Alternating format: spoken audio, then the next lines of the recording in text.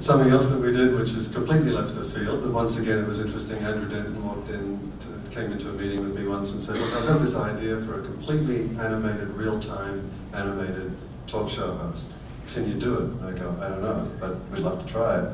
And we created David Tench, and even though it didn't, I mean, it had its lovers and haters, and it didn't rank well enough to kind of stay on air, it was still very unique and innovative, and it was another first. I thought you might be interested in seeing how that was done, so a little bit behind the scenes.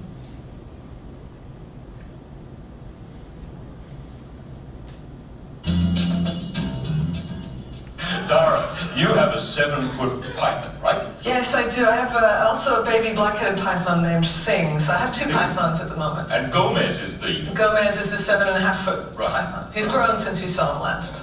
They say that a man buys a sports car to compensate for a small penis. When you buy a 7-foot python, what do you compensate for? Nothing. Maybe for the giant purple anaconda that I killed off to get this dress. Right, it fits you like the skin of a snake. Funny that. Isn't she beautiful? Oh, Tara, will you shed it for me later?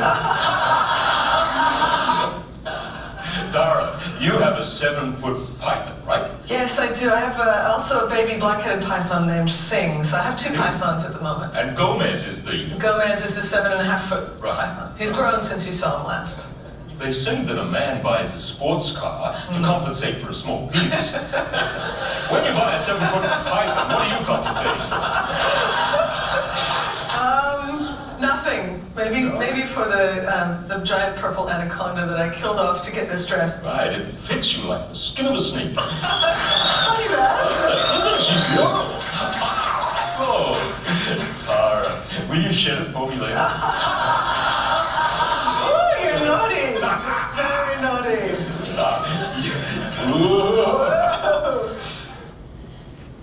So the fact that you didn't laugh at all tells me why you didn't this season, but that's okay.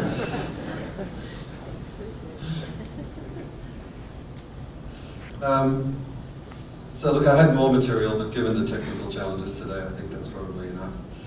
We can have a look at some more of our film work later if we have time, but I'd rather actually have some questions and answers if we can. And I also want to tell you a little bit about the movie we've gone on to as a bookend to all of this.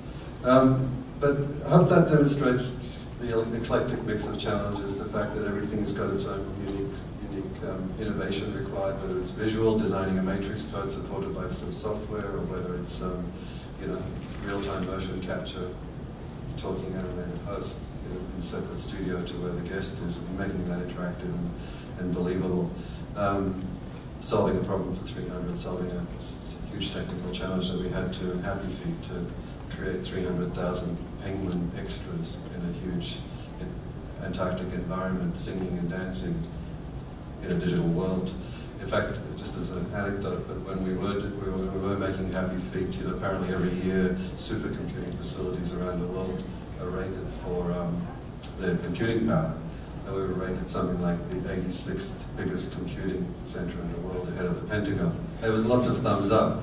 Of course, when Happy Feet finished, the only questions I got from reporters about the computing power was how much heat it was generating and the negative effect on the environment, and how kind of two-faced we were about the fact that we were telling an environmental story whilst burning and creating so much greenhouse gases.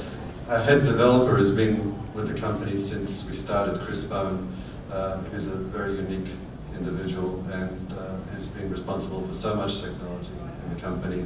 Took that challenge on, wrote some software that actually detected our render farm load and it anticipates it now, and shuts down the blades in anticipation of less loads and only brings them back up ahead of the scheduled load increase so that we don't burn power on unutilized computers. It's a little step towards doing our bit. So, maybe I'll just go through some of my notes, and I'd like to talk to you a little bit, and then we can have a look at a bit of Guardians of the Call. Look, I've gone over it and over it again, but we need to create great characters. We need to tell compelling stories. We need to have innovative visual styles and visual ideas and levels of quality. We need to stand out in the crowded marketplace. I think those two things are common between, all those things are common between games and film and television and any media. We have to stand for quality. The ultimate contract is with your audience. You have to be true to your audience. If you're not true to your audience, if you try to cheat your audience, they punish you. And I think that the games industry is really cool because you guys have such an online community of rating games that you can't cheat. People know a lot more than what film critics do with films, and I think that's really cool. But you do have to stand for quality, and I think you guys know better than me that if you don't, you're only as good as the last game you produced, the last film you produced, the last visual effects or animation, and you get punished next time round. You can't build a brand, we have to build a brand.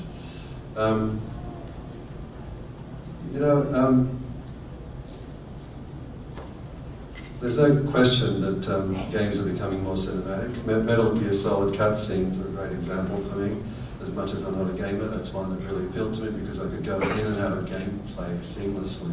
Go into narrative, out of narrative into gameplay, back into narrative, but the narrative was cinematic. It was really cool. We know that games are becoming more cinematic, but there are some questions about the cost, the production values, the level of financing we can find. I mean, those games are costing $50 million and more. Where do you get that money?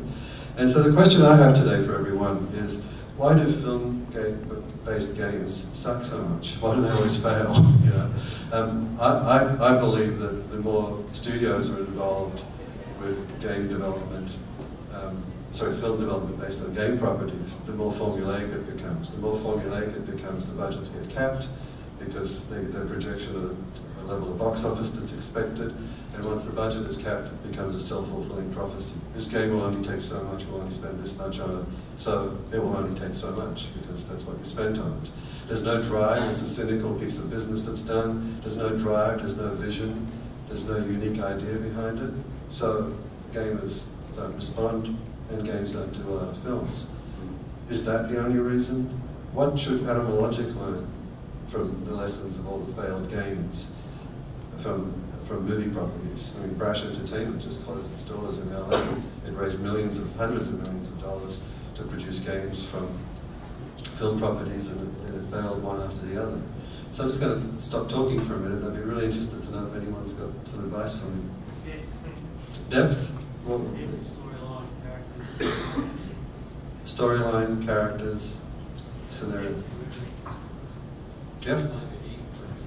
It's not the fact that the games suck, it's the fact that games tie in with films are very much seen as the marketing improvement crop, playing out the game, and we usually get told what the engineers are noticing 8 months before the film's about to come out, and then you have a lot of trouble dealing with it.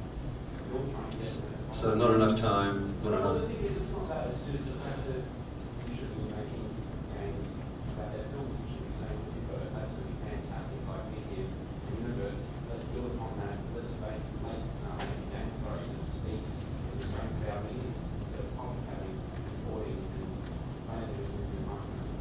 Great. Let's flourish on their own. Cool. That's good. I agree with that. Yes? I don't want to sort of completely go against lots of stuff you said, but sometimes a game is tied to narrative and should be uncovered with the gameplay. That's the thing for making someone keep on playing the game. I don't propose that a game narrative should be the same as the movie.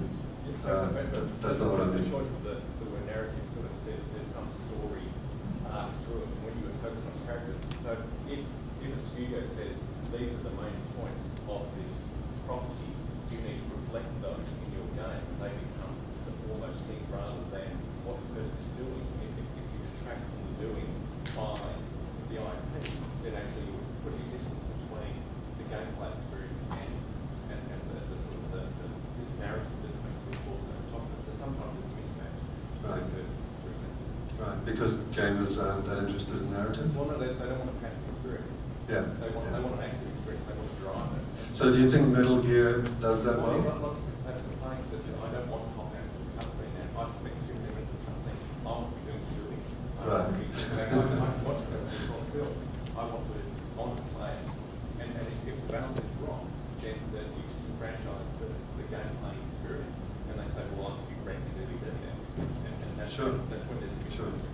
Unless it's so compelling that you can't stop watching. Well, then you're watching film. That's a movie. No, but it's not a movie. It's a little